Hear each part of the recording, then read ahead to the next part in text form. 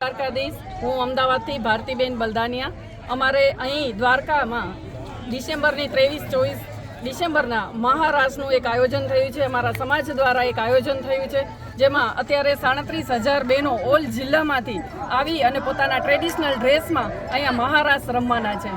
જેમાં અમારા સમાજના આગેવાનોએ ખૂબ સપોર્ટ આપ્યો છે અને અમને સૌને ગર્વ છે કે અમે આહિરાણી બહેનો છીએ અને અમારા સમાજ ઉપર અમને ખૂબ જ ગર્વ છે.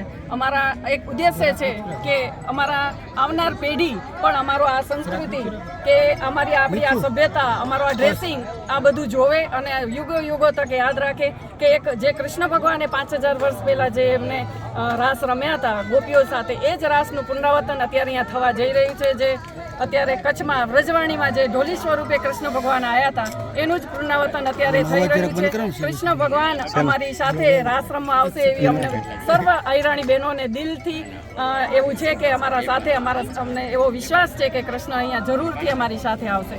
જય દ્વારકાધીશ. દ્વારકાધીશ કી જય.